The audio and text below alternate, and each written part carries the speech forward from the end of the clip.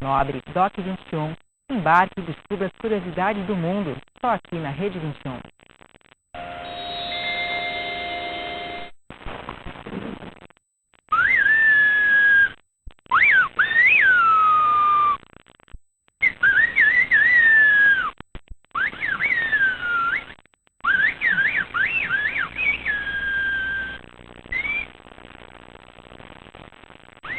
Cette étrange langue sifflée, c'est le silbo, la langue des bergers de la Gomera, une île minuscule de l'archipel des Canaries.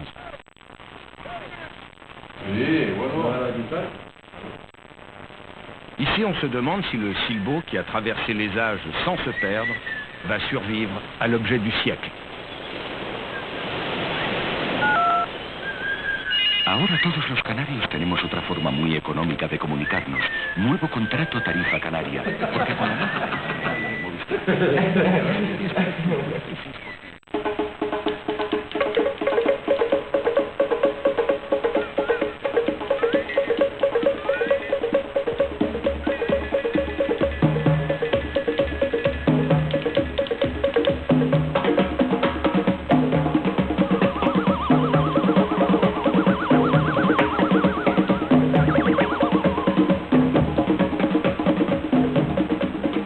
Le téléphone portable, apparu brusquement dans notre vie quotidienne, est en train de bouleverser notre rapport au monde. Et, si l'on en croit les spécialistes, cela ne fait que commencer.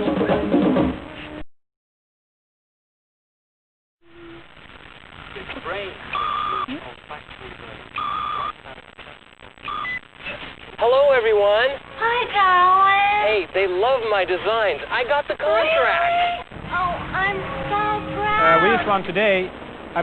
Avec celui-là, aujourd'hui, je peux accéder à Internet, avoir les dernières infos. Je peux aussi consulter mon compte bancaire pour vérifier mon solde et ainsi de suite. Chaque matin, je regarde les résultats sportifs et je pourrais, par exemple, suivre les performances de l'équipe suédoise en demi-finale de l'Euro 2000. Now let's all take a virtual look at T-Rex. They probably weighed 6 tons or more and moved not on Ken, like ご飯できたからおじいちゃん呼んで。オッケー。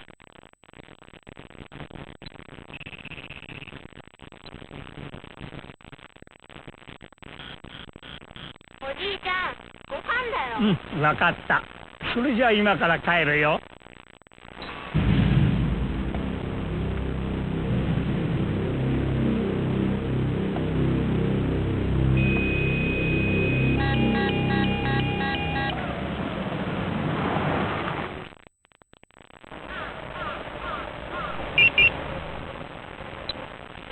Mr. Sato, this is Ronald from Thailand.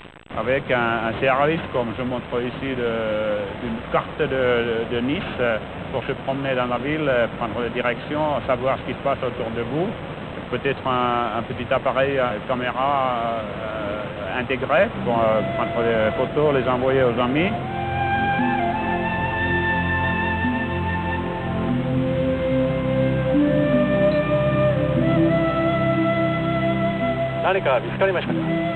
Yes, we did. Let's take a look at this.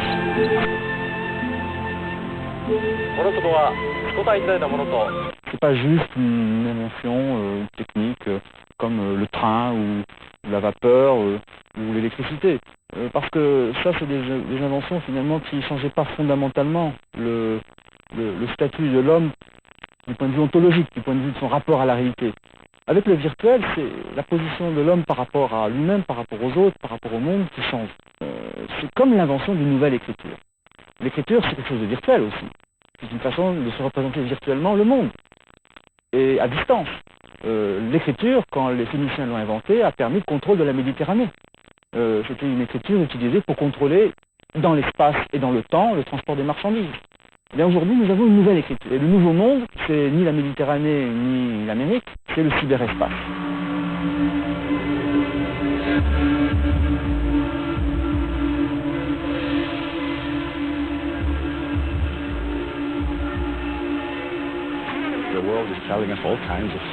Les médias nous racontent toutes sortes d'histoires.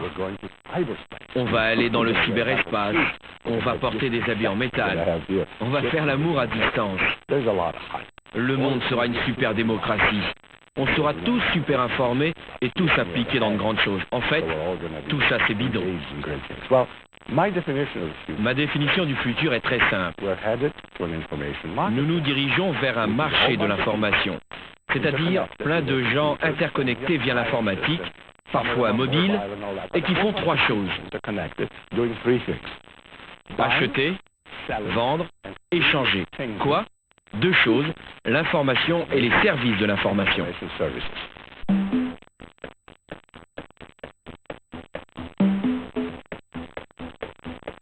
Pour surfer sur Internet, surveiller son compte en banque ou réserver ses billets d'avion, tenir une téléconférence avec ses associés, sortir sa voiture des embouteillages ou vérifier par vidéo que son petit dernier s'est endormi, désormais, un seul moyen, un seul objet, le téléphone portable. Un monde sans fil où tout risque évidemment d'être bouleversé. La famille et les rapports parents-enfants, les cercles d'amis, la relation au travail, comme notre relation avec le tiers-monde et une certaine idée de la démocratie. La seule chose que l'on peut d'ores et déjà observer, c'est le comportement des enfants, des adolescents, grands utilisateurs de téléphones mobiles et nouveaux cœurs de cible de l'industrie des télécoms.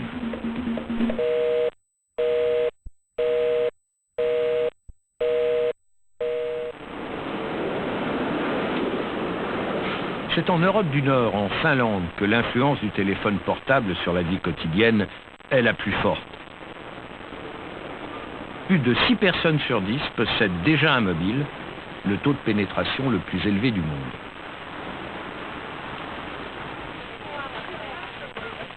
En Finlande, les enfants sont équipés de portables dès l'école primaire. Dans la famille Karvinen, chacun a le sien, de 4 à 87 ans.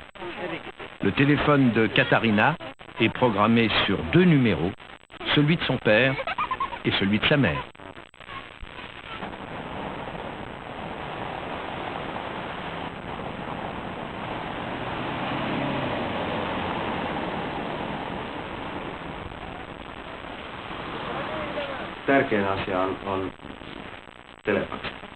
On s'en sert surtout pour l'ordinateur et pour le fax. Pour ça, on a toujours besoin d'une ligne fixe.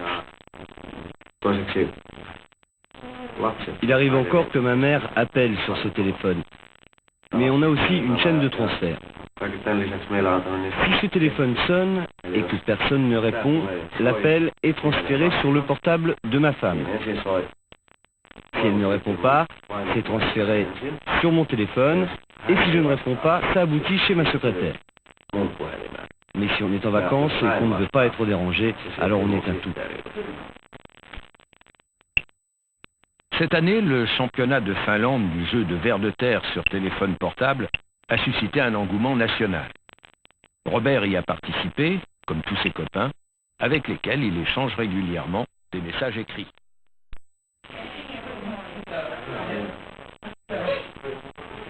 Arnaud Karvinen possède un commerce de matériel photo. Pirjo est hôtesse de l'air. Les revenus de la famille oscillent entre 20 et 25 000 francs par mois.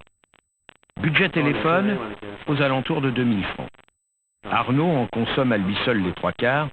Il traite presque toutes ses affaires à partir de son portable. La minute de téléphone en Finlande est la moins chère du monde. La dernière note du petit Robert dépasse à peine les 90 francs. Celle de Katarina tourne autour de 30 francs. À Helsinki, comme dans tout le pays, le jeu du ver de terre n'a pas encore détrôné le hockey sur glace. Et c'est désormais en temps réel qu'Arnaud suit les entraînements et les matchs de son fils. Ainsi, l'usage du portable signe la fin définitive. En général, il m'appelle pour me dire, par exemple, qu'il a marqué 2 buts dans un match, ou bien qu'il a besoin que je lui rapporte quelque chose. Le plus souvent, c'est pour des bonnes nouvelles, quelque chose de bien qui s'est passé à l'école, des choses qu'il a réussi. En fait, je trouve ça plutôt marrant que mes enfants m'appellent quand je suis en réunion ou avec des clients. Ça crée des situations très drôles, parce que la plupart de mes collègues ou de mes clients ont le même genre d'expérience à un moment ou à un autre, ça ne me dérange pas. Si ça me dérangeait, j'éteindrais le portable.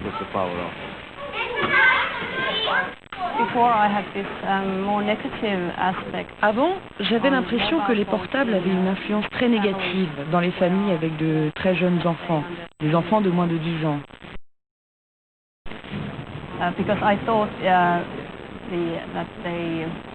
D'une certaine façon, je pensais que les portables deviendraient une sorte de nurse, de grand-mère, de remplacement pour ces jeunes enfants. Mais maintenant, après mes entretiens dans les familles, on dirait que c'est plutôt le contraire qui se produit. Les technologies mobiles leur offrent même davantage de temps à passer ensemble. Les portables ne sont pas devenus des nounous.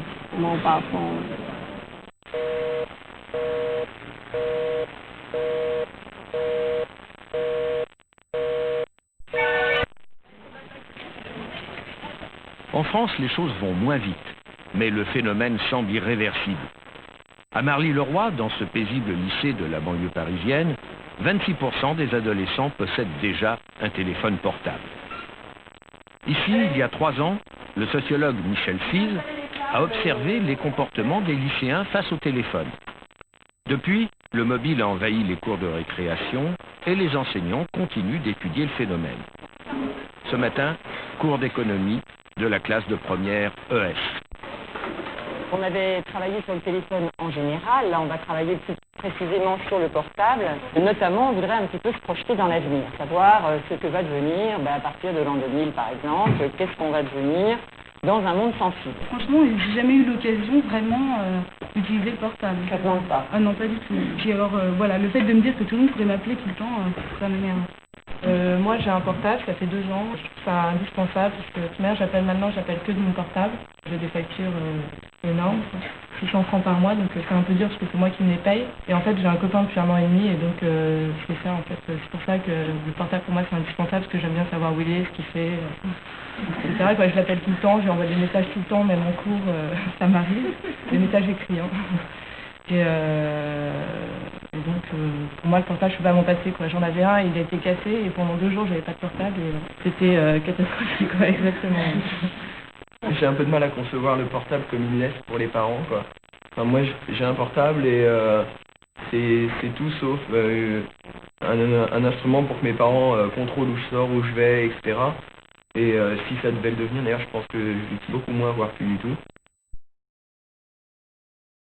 Le risque d'une diffusion extrême, voire excessive de ces technologies auprès des enfants, c'est peut-être précisément de leur retirer leur statut d'enfant, qui comporte un certain nombre d'ingrédients, dont le rêve, dont la liberté de ne rien faire, de ne pas laisser s'échapper des occasions de réfléchir sur le monde.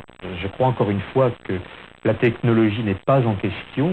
Je crois qu'il faut prendre garde que nos sociétés ne se laissent pas dicter leur conduite par, encore une fois, des considérations purement économiques et de part de marché. Allô? Ouais, bonjour, c'est Laurent, comment ça va? Allô Marie, faut que je te parle. Allô? Bonjour. Allô maman? Allô, c'est monsieur le directeur? Je suis maman. Il y a un peu insupportable là-haut. Allô?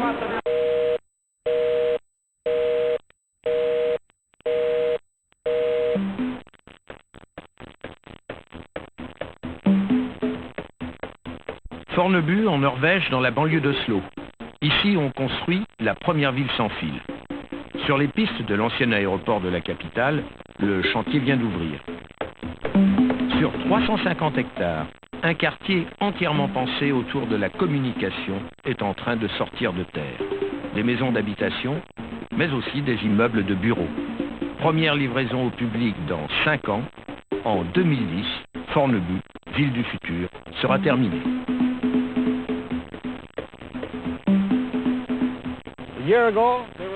Sur cette piste, il y a encore 1 an, il y avait des avions qui décollaient toutes les 3 minutes. Et aujourd'hui, nous y voilà. Tout ceci deviendra une nouvelle ville. Une ville pour le futur. Les maisons seront dotées des technologies les plus modernes que l'on puisse imaginer. Dans Dans les maisons de Fornebu, les objets communiqueront entre eux et avec les habitants. Au cœur du projet, de nouveaux systèmes de transmission à haut débit capables de transporter des quantités d'informations inimaginables aujourd'hui.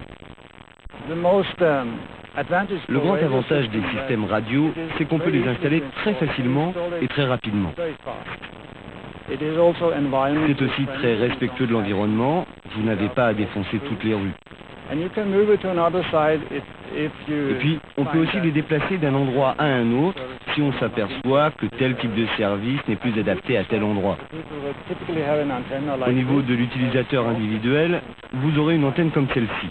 C'est tout petit, à peine 15 cm de diamètre, et on la fixera sur le mur ou sur toit. Et avec ça, bien sûr, vous pourrez faire fonctionner tous les équipements actuels, comme les décodeurs satellites ou les accès Internet, et ce sera absolument modulable. Vous pourrez avoir la télévision par satellite, de l'Internet à haute vitesse, des services téléphoniques et toute autre source de télécommunication, mais ce sera aussi valable dans l'autre sens. Vous pourrez, depuis chez vous, transmettre toutes sortes de données.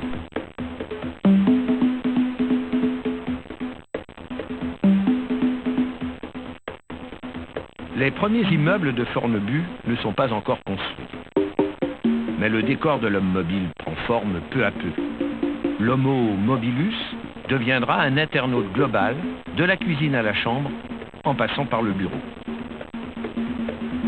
Précisément, c'est sur l'environnement du travail que les chercheurs de Fornebu poussent le plus leurs études. Ils imaginent ce que seront les espaces de travail de notre monde sans fil. La première question à se poser, c'est pourquoi avons-nous besoin d'un bureau? Et tout ce que nous savons aujourd'hui, c'est que les gens ne savent pas encore de quoi ils auront besoin. Dans 10 ou 20 ans, les gens auront besoin de liberté. Ils auront aussi besoin de communication, de rencontres et de possibilités d'apprendre quand ils sont au bureau. Ça, c'est une très bonne situation. Les nouveaux espaces de travail devront avoir ce genre de possibilités. Parce que ça, c'est efficace, c'est apprendre, travailler, innover. Ça, c'est un bureau actuel. Moi, je fais une croix sur tout ça et je dis aux employés, partons de ça, c'est-à-dire rien, prenons ce cadre et à vous de décider comment vous voulez l'utiliser. Si vous voulez faire un espace pour vos enfants, pour qu'ils puissent vous rejoindre à la sortie de l'école, si vous voulez faire un bar, un pub ou installer un lit, un endroit pour se rencontrer et aussi pour produire. Seulement si je dois me concentrer, si je dois écrire 20 pages très denses, je peux toujours aller chez moi et faire ça sur mon portable.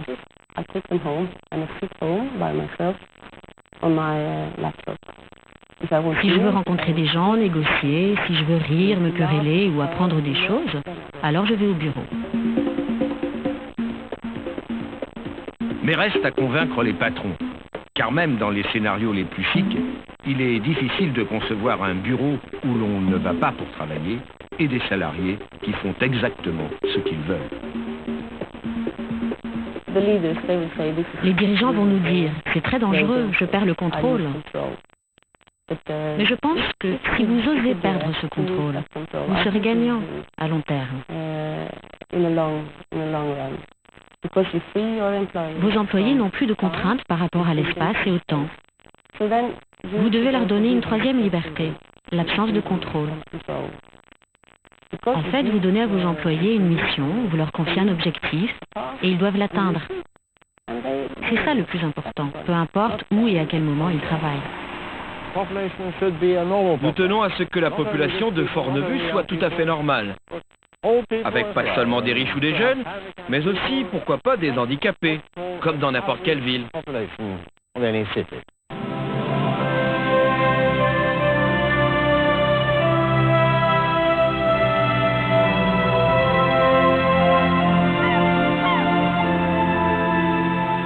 Si l'on en croit les publicitaires, il fera toujours beau dans le monde sans fil. Plus de solitude et plus d'enfermement. Si l'on en croit le maire de Fornebu, il y aura même des pauvres et des handicapés. En attendant ce paradis sur Terre, certains commencent à s'interroger sérieusement sur des technologies de plus en plus envahissantes.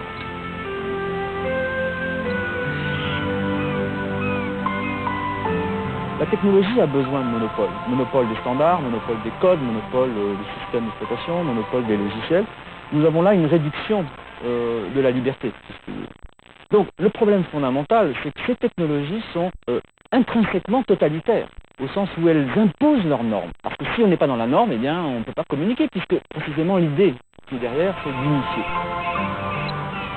Hi, Mum. Hi, honey. I see it's morning over there, and you're enjoying the sun in the park. Oh, yes, it's such a beautiful morning. Mum, I made my reservations back home. Comment avoir un contrôle citoyen à l'échelle planétaire de technologies qui aujourd'hui sont dans les mains d'intérêts purement économiques? Dial home, please.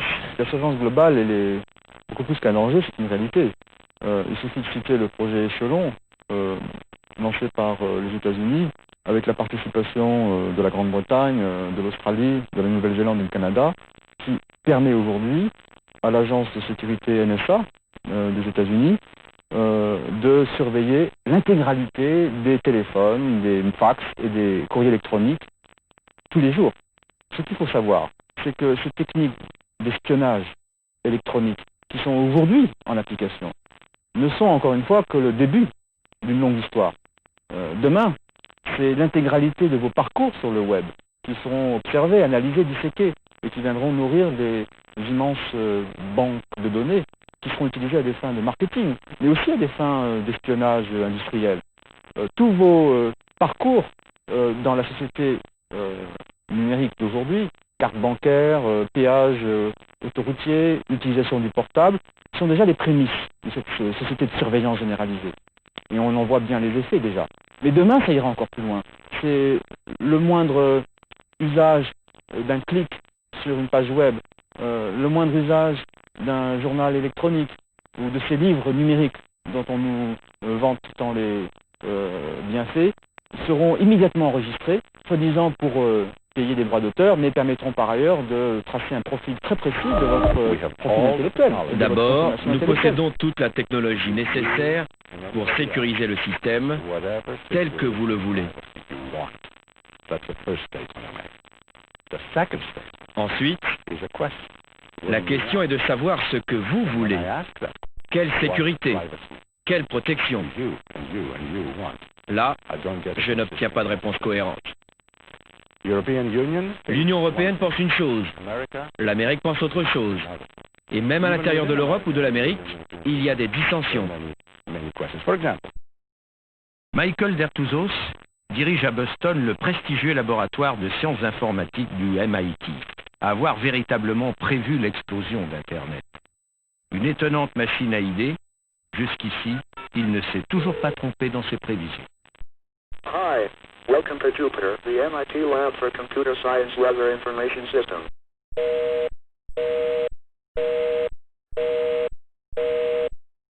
L'une des plus grandes réussites économiques du secteur, c'est Nokia, une vieille entreprise finlandaise de papier, puis de câbles, au bord de la faillite il y a 10 ans. Aujourd'hui, numéro 1 mondial du téléphone mobile. Les dirigeants de Nokia ont été les premiers, avec leurs concurrents et voisins suédois Ericsson, à croire en la révolution du sans-fil. Dans les laboratoires et les usines d'Helsinki, on travaille déjà sur les évolutions du marché. Dans 2 ans, c'est le service qui fera la différence, pas la forme ou la couleur de notre téléphone, mais bien ce que nous pourrons faire avec. Nous devons analyser les applications, mais aussi l'ergonomie, la simplicité d'utilisation. En même temps, nous ne devons jamais oublier que les technologies de base continuent de se développer. Et donc, nous devons avoir un éventail de compétences très large. Des chaînes de fabrication, des bureaux d'études et des laboratoires de recherche, vous ne verrez rien. Interdiction absolue de filmer. C'est dans le plus grand secret que s'élaborent les téléphones du futur.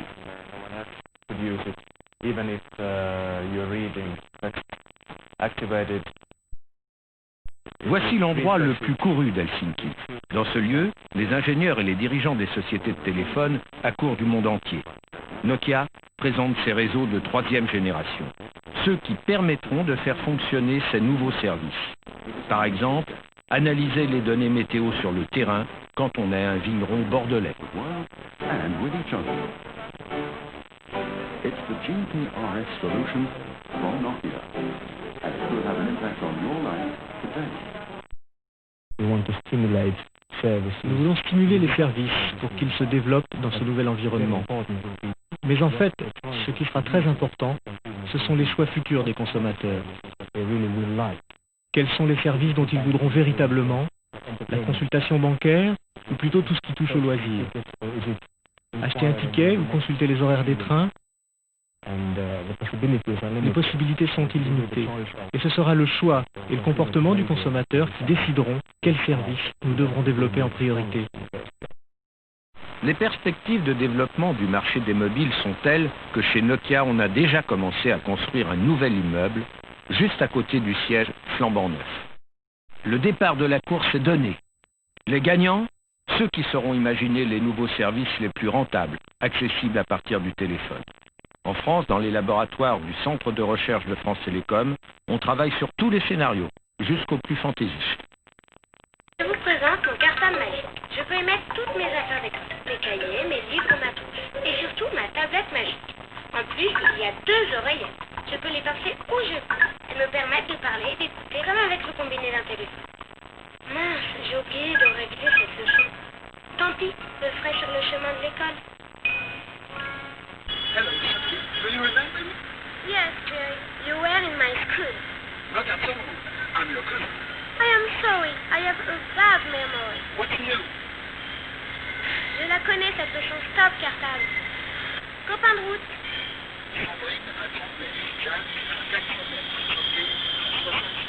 Sandrine? Sophie, c'est où? Je suis devant l'église. Je t'attends? J'arrive. On avance dans l'imagination des services. Le principe de base de notre activité à nous, c'est de ne pas se limiter par la technique.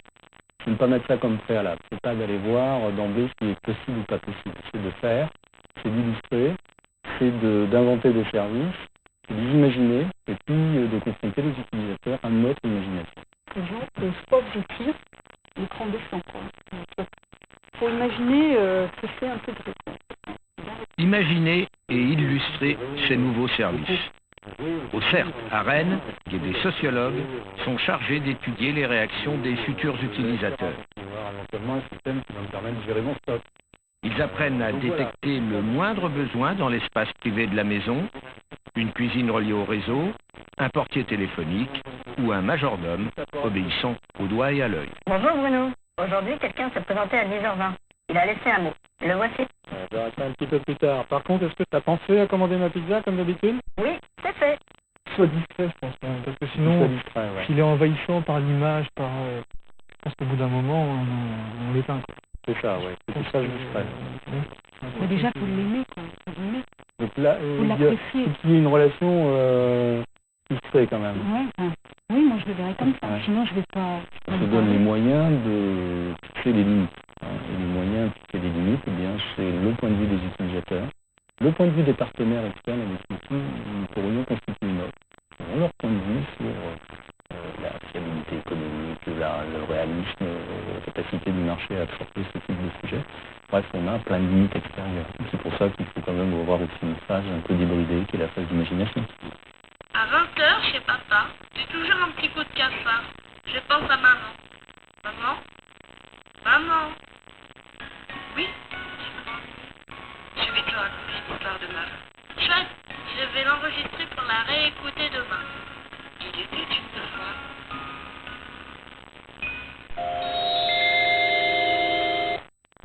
Le monde sans fil sera donc celui de la rencontre entre Internet, la télévision et le téléphone. Un peu partout, le marché explose. Mais pour transmettre ces nouvelles données, on sait désormais qu'il va falloir construire un nouveau réseau. Car après la voix, on va devoir transporter des images. Coût de l'opération en France, de 20 à 40 milliards de francs pour chacun des 3 opérateurs qui se partagent aujourd'hui le marché. Des sommes énormes quand on sait que ni France Télécom, Bouygues ou CGTEL Vivendi n'ont encore rentabilisé leurs premiers investissements. nécessaires au financement de l'ensemble des projets UNPS en Europe de l'Ouest totaliseraient de 500 à 1500 milliards de francs. Est-ce que le marché financier européen est prêt à consentir un tel effort au seul bénéfice du secteur des mobiles, alors qu'il est déjà très engagé par ailleurs dans le financement des télécoms en général? L'UNPS va apporter une image sur le mobile. Donc c'est une révolution, une nouvelle révolution pour le mobile. Donc très clairement, on fera l'investissement. Ce qu'on ne sait pas encore, c'est à quelle vitesse on fera cet investissement. Est-ce qu'on va le limiter aux grandes villes dans un premier temps? Est-ce qu'on va descendre un peu plus bas pour les grandes villes? Je vous rappelle que nous avons eu la première licence GSM, c'était en 89, et que la construction de la couverture s'est faite peu à peu, année par année, parce que c'est des gros investissements, et donc on étale sur plusieurs années la couverture. Là, les opérateurs européens vont être moins demandeurs. Ils ont encore quelques années avant de pouvoir amortir convenablement les infrastructures GSM qu'ils ont mis en place. Les Japonais qui, eux, n'ont pas connu la phase GSM et ont besoin, les opérateurs japonais qui ont besoin de plateformes mobiles très rapidement, vont être en revanche dans une situation assez favorable pour aider leurs grands constructeurs qui n'ont pas su profiter, et ça a été une grande surprise du début des années 90, de la vague de la téléphonie mobile pour revenir sur le marché. Internet a conquis en 5 ans plus d'utilisateurs que les téléphones en 30 ans. Tous les 4 mois, une population équivalente à celle de la France s'abonne à Internet. Il y a des techniques qui relient les hommes. Ils se baladent n'importe où dans le monde, ils arrivent à être en connexion les uns avec les autres. Vous remarquerez toujours qu'il y en a un qui est tout seul et qui en retrouve d'autres. Ça traverse les langues, ça traverse les cultures, ça traverse les civilisations, ça traverse les climats. Donc on a le sentiment d'un seul coup que, 1, c'est fini la solitude, 2, que c'en est fini de la violence entre les hommes, et 3, que tout le monde va communiquer. Donc c'est franchement l'idéal. On a vraiment l'impression qu'on a enfin des techniques qui vont permettre aux hommes de se parler, de se comprendre, de se tolérer, de s'aimer. C'est quasiment le paradis sur Terre. Or évidemment, c'est plus compliqué que ça, si vous voulez. Ces techniques, elles permettent de faire deux choses qui sont pas la même signification. Un, elles ont une utilité de communication très importante pour le travail, pour l'éducation, pour des services. Mais c'est de l'économie, c'est du business. Et deux, elles sont le support d'une utopie formidable que nous avons tous dans notre tête, c'est-à-dire un rêve de solidarité, de compréhension. Et donc, vous avez la superposition constante entre des techniques qui ont une fonction économique très nécessaire, très utile, et qui n'est pas le paradis terrestre, et d'autre part, la recherche que nous avons tous dans notre tête, au travers de ces techniques de communication, qui arrivent à se comprendre, à se parler, à se retrouver n'importe quand. Et tout l'intérêt et l'ambiguïté de ces techniques, c'est ce mélange entre ces deux valeurs. Are you ready? Are you ready? I'm ready. On voit des hommes du nord, du sud, des jaunes, des blancs, des rouges de toutes les couleurs, comme s'il n'y avait pas d'inégalité économique, comme s'il n'y avait pas de problème culturel à utiliser ces techniques-là, et comme si surtout les techniques étaient réparties de manière équitable sur Terre.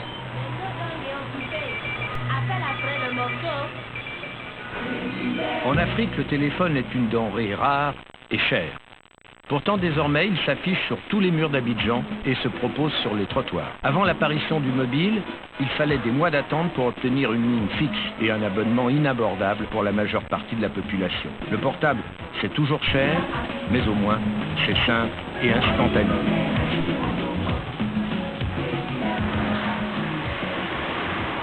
Résultat, il n'aura fallu que 3 ans pour qu'en Côte d'Ivoire, le nombre des téléphones cellulaires rejoigne celui des téléphones fixes, à peu près 200 000. 2 opérateurs se partagent aujourd'hui le marché. L'explosion de la demande a dépassé toutes leurs prévisions. Les réalisations sont de très loin au-delà des prévisions. On avait prévu à peu près 60 000 abonnés sur 3 ans. On se retrouve aujourd'hui après je dirais 3 années, c'est ça, 100, 125 000, 130 000 abonnés. Donc quasiment le double des prévisions initiales. Le retard accusé par rapport au développement des réseaux traditionnels, analogiques notamment, était tel que de toute façon il n'aurait pas pu être rattrapé à moyen terme, voire même à long terme. C'est une technologie, comme je l'ai dit, beaucoup moins coûteuse que les technologies précédentes et qui, dans cette mesure-là, nous permet de rattraper notre retard.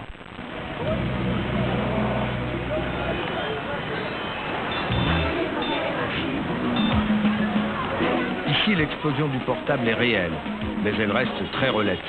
À peine 2% de la population possède un mobile.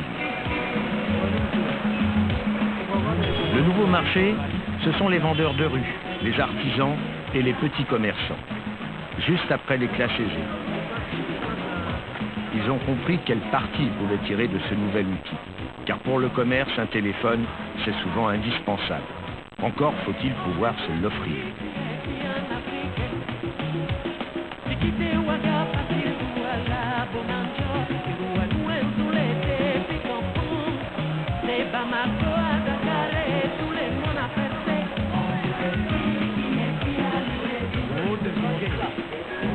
Ici, à Yamoussoukro, ce groupement de couturières rêve encore de ce numéro qui pourrait tout changer et leur permettre de développer leur entreprise. C'est très important pour nos activités, surtout pour la couture. C'est très important. Parce que là, ça va nous permettre au moins de contacter nos clients et même nos fournisseurs de tissus. Très facile. Parce que des fois, tu t'en vas prendre les tissus, arriver là-bas, la personne te dit, bon, au moins si j'avais tes coordonnées, je pourrais au moins te donner des tissus à crédit et puis tu partais. Vous voyez? Bon, s'il y a un téléphone là, c'est facile. Parce qu'il sait qu'il peut t'appeler tous les jours. Je suis à la recherche de nouveautés. Avant l'Internet, il fallait attendre, surtout en Afrique ici, il fallait attendre des mois que les catalogues vous parviennent pour faire la demande et puis attendre que les catalogues arrivent. Maintenant, vous avez les catalogues en ligne, vous avez les images, vous avez le son. En Côte d'Ivoire, les accès au réseau Internet sont chers, environ 300 francs par mois, soit un tiers du salaire moyen. Le matériel informatique est surtaxé, résultat, 6 000 abonnements seulement pour 15 millions d'habitants. Disons que l'Internet est quand même nouveau ici. Ceux qui ont l'Internet à la maison, ça se compte sur le bout des doigts. Les ordinateurs coûtent excessivement cher en Côte d'Ivoire. Il faut compter au moins 1 million, qui vraiment décourage les gens. Ce n'est pas le cas aujourd'hui. Il y a des millions d'êtres humains qui ne sont pas connectés et qui risquent de ne pas être connectés pour demain. Voilà le problème de mon point de vue. Donc, l'Afrique, au regard de tout cela, je ne peux pas dire que l'Afrique va rattraper son retard. Au contraire, le fossé va être creusé, l'écart va être encore plus grand. 80% des abonnements de téléphones mobiles sont souscrits dans la capitale, à Abidjan. C'est pourtant dans les zones rurales que l'on produit la principale richesse du pays, le cacao. Depuis cette année, son prix n'est plus fixé par un organisme d'État. Pour les planteurs, la révolution du monde sans fil pourrait être déterminante. Grâce à Internet, ils peuvent désormais négocier en fonction des cours réels, fixés chaque jour à Londres et à New York. Encore faut-il être équipé, comme ici à la coopérative de Divo, une des rares à posséder un ordinateur et une connexion au réseau. On donne des armes supplémentaires pour négocier nos prix de vente au niveau d'Abidjan. Marché mondial. Est-ce que ça me donne des armes supplémentaires pour négocier nos prix de vente au niveau d'Abidjan. Divo, si loin de Genève, de l'UMTS et des scénarios futuristes des opérateurs européens. Pourtant, c'est ici, en Afrique, qu'on aurait le plus besoin de ce prix, le bénéfice que pourraient en tirer les planteurs. Le prix évolue dans la même journée 3 fois. Et si je me déplace, que je suis à Abidjan à 15h ou 16h, et que je dois négocier un contrat avec un exploitateur, bon, je serai handicapé, dans la mesure où le prix a évolué 3 fois depuis 8 heures. Mais avec le téléphone portable, en même temps, sur Internet, je pense que j'aurai ce cours-là à chaque minute et je pourrai apprécier la tendance pour pouvoir lancer mes décisions afin qu'on me lance les stocks. Vous savez, l'Internet, c'est quoi? C'est avant tout, les technologies, les computers, les câbles, c'est quoi? C'est l'information. Tout ce qui est information est toujours menaçant. Ici, dans nos pays, bon, il arrive qu'on brouille certaines radios internationales pendant quelques jours lorsque on ne veut pas que le peuple acquiert l'information. De la même façon, toute cette information menace, bien entendu, les décideurs, les pouvoirs, les monopoles.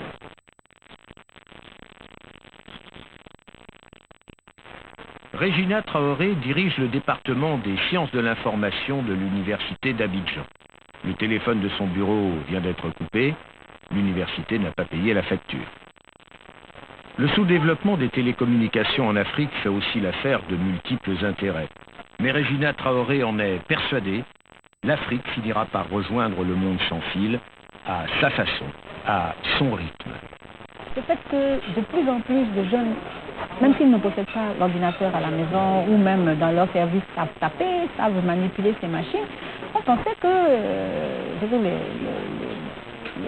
les prévisions sombres, n'est-ce pas, vont certainement, pour moi, elles vont diminuer. Maintenant, est-ce que c'est nécessaire finalement de connaître Internet pour pouvoir continuer de vivre? Je pense que pour moi, c'est un outil vraiment fantastique qu'il faut savoir utiliser et dont il ne faut absolument pas devenir esclave. Et encore moins les Africains, parce que nous ne maîtrisons pas la technologie. Ce n'est pas nous qui faisons ces programmes, ce n'est pas nous qui pouvons, nous recevons les informations, c'est ça le danger. Nous ne sommes pas encore capables d'élaborer assez de pages web, de sites web, etc. pour nous aussi inonder les autres, parce qu'il faut qu'il y ait un échange. Là, il peut y avoir danger, là, il peut y avoir aliénation à un niveau. En Afrique, le coût d'accès à Internet représente à l'heure l'équivalent d'un salaire mensuel de professeur d'université. Et donc, la boucle positive que l'on connaît dans les pays développés en matière d'Internet, où plus vous avez accès, plus vous savez comment l'utiliser, comment creuser, encore une fois, les chantiers sur lesquels vous êtes, cette boucle positive s'inverse complètement dans les pays en développement, et c'est plutôt une boucle négative qui se met en place, et le retard s'accumule et se renforce. Et pendant ce temps-là, les pays développés développent encore plus d'infrastructures, de logiciels, de connaissances, protègent leurs acquis avec des propriétés intellectuelles de plus en plus durcies et renforcent encore leur monopole de facto sur à la fois l'infrastructure, les logiciels, les connaissances elles-mêmes et toute la propriété intellectuelle qui devient de plus en plus la véritable valeur ajoutée de ce système. Si à problème planétaire, on employait des moyens de fiscalité planétaire, on pourrait affecter une taxe sur les commerces d'ordre planétaire, que ce soit les échanges de services ou de biens qui ont une vocation planétaire, pour les taxer planétairement et avoir une redistribution fiscale planétaire. On pourrait ainsi taxer par exemple les flux spéculatifs, comme le proposait James Tobin. On pourrait taxer les flux de télécommunications internationaux, qui aujourd'hui essentiellement vont dans l'escarcelle des monopoles les plus puissants du monde, qui sont souvent des monopoles américains. On pourrait taxer ces communications et utiliser cette taxation pour renforcer l'infrastructure des pays en développement. C'est possible, tout est possible. Il suffirait de le décider. Il suffirait que les Nations Unies se mettent à gouverner effectivement cette planète. Si vous êtes riche, vous pouvez vous payer un ordinateur et vous devenez plus productif. En devenant plus productif, vous devenez plus riche. Les pauvres ne peuvent pas s'acheter cet équipement, ils stagnent. Le fossé entre les pauvres et les riches va encore se creuser un peu plus. Nous devons donc agir. Si nous ne faisons rien, ce ne sera pas qu'une question de compassion, mais une des leçons de l'histoire. Si nous n'empêchons pas le fossé de grandir, nous aurons des bains de sang. Vous réalisez, 2% de la population mondiale est connectée, 98% ne l'est donc pas. Nous devons agir.